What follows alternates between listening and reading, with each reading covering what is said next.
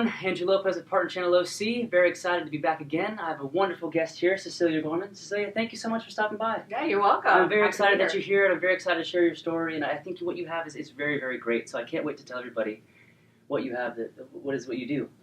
So tell me a little bit first, just, as people know on the show, tell me a little about yourself. For sure. So my name is Cecilia Gorman. I own a talent consultancy that's called Creative Talent Partners. Mm-hmm.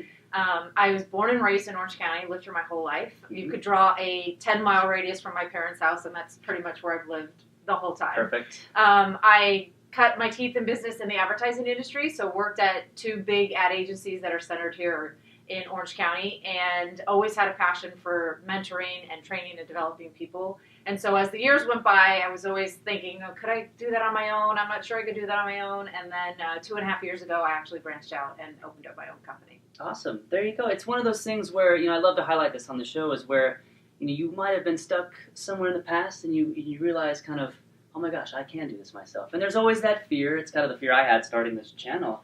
But there's that fear, there's that uncertainty. But once you kind of make that jump, it's amazing. Yeah. Right? Well, the fear is called mortgage. That's the fear. Like, I got to pay my bills. I got to have health insurance. But at some point, I don't know if it's maturity or age or I don't know. At some point in your life, you're just like, if not now, when? Mm-hmm. And so that was finally the question I asked myself. If not now, when? If I don't do this now, when am I ever going to take this leap? And so I just said, this is it. I'm going to give it a go. Of course. No, that's amazing. And tell me, what is it that you do? So my company is focused on a certain strata of employees, and it's new and struggling managers. So I found when I was growing up in business, the first time I became a manager, all I got was a new business card. Here's your new title. Mm-hmm. There's your team over there. Have a go. Mm-hmm. And it didn't come with a training manual. Didn't come with a how-to book. Nobody sat me down every week and said, here's what to expect, and here are the challenges you're going to have, and here's how you work through them. So it was a clunky and a little bit painful transition for me.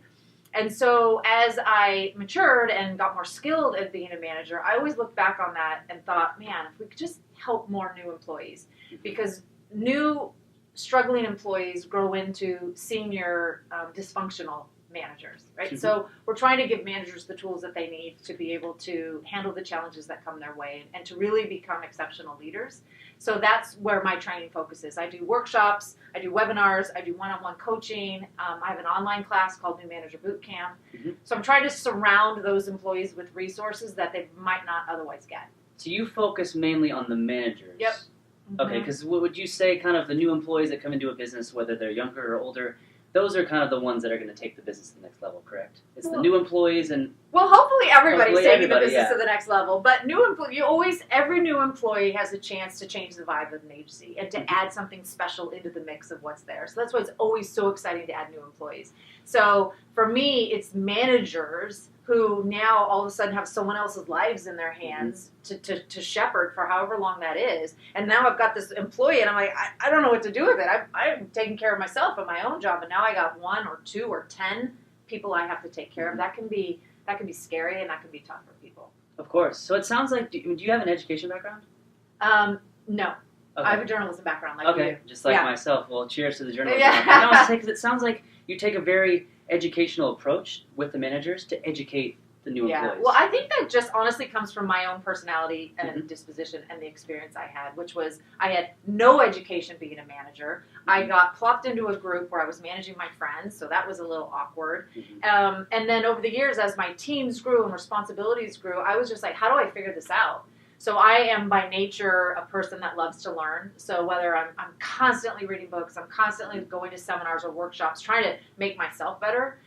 So when I got certified as a speaker and a trainer, and I really thought about where's my specialty, what's my thing, managers just was the area. That's where it stood out. That's where it's at. It's just the people I've mentored over the years, people who reach out and ask me for advice. They tend to be struggling with those relationships with people on their teams. And that's important because any organization you go into, there's some sort of manager, right? Whether you're a small business of 5 people or you're a Fortune 500 company, there's always a manager and those types of people that you can help. But the challenge is that most people, when they get a job, they're looking at the job description. It says you are an IT technician, you are a strategist, you are a social media person. So you're looking at the job description and you don't realize that there's a hidden secondary job description, which is, and you manage people. And that has responsibility and things that you're supposed to do. But we're looking at our tactical thing.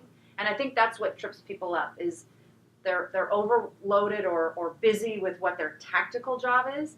And then, oh yeah, that's right. I got 5 people whose lives I have to shepherd and take care of. So would you say that's kind of a, not disconnect, but is that one thing that kind of gets left behind even in a managerial role? Is you get so focused on the tasks that are in front of you, and then what kind of is in the title manager, is that what gets lost? I think so.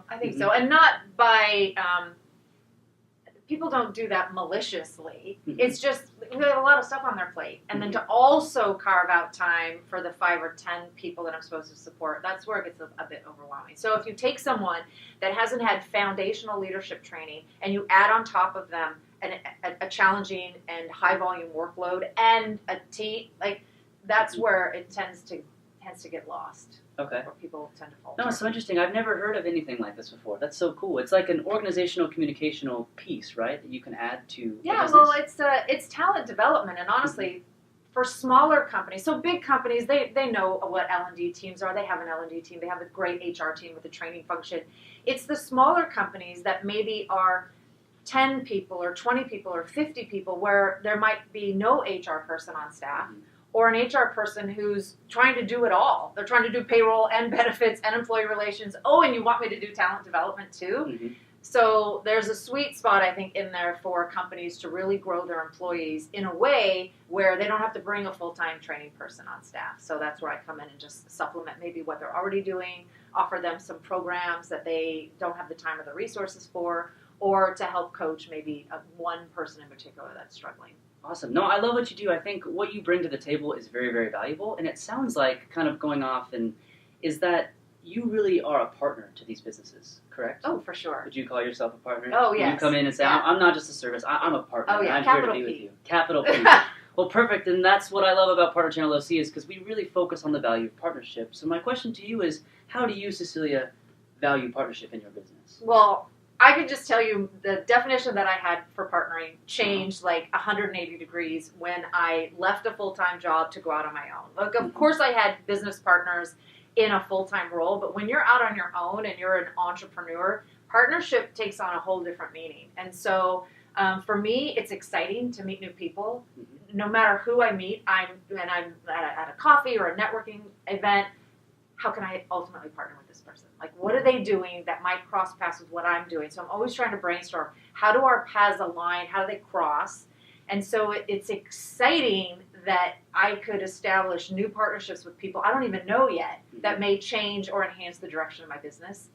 So it really is, it's just a fruitful idea when you think of partnerships and what they can add to your business. Of course. I love it. So you would say partnership is everything in your business? Oh, absolutely. I mean, I like to think I'm pretty self-sufficient and confident that I can do my work, but geez, I'm only one person at the end of the day. Exactly. So I own another training and development company in partnership with another woman that's designed exclusively for women.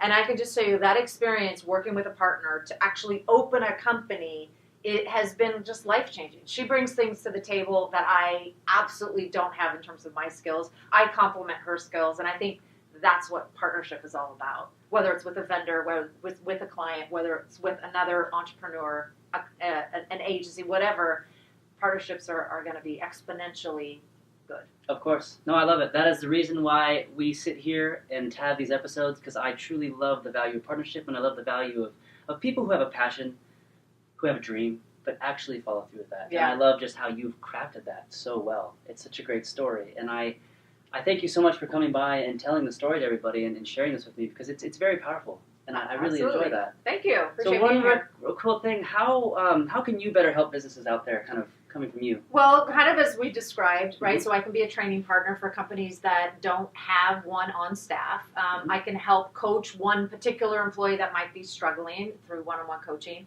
A low-cost, effective way to give manager fundamentals is through a class that I have that's called the Manager Bootcamp. It's an online resource. Sometimes you just need to be like, we need to get them something, and whether that's bringing me in to do a workshop or to sign somebody up for a class, everybody learns in different ways. So there isn't a one-size-fits-all when it comes to a training consultant or really any consultant for that matter, as you know in your business.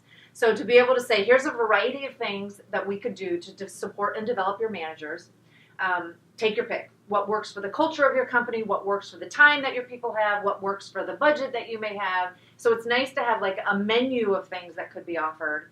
And so I think that's where partnering with companies in the local area where I would be of help.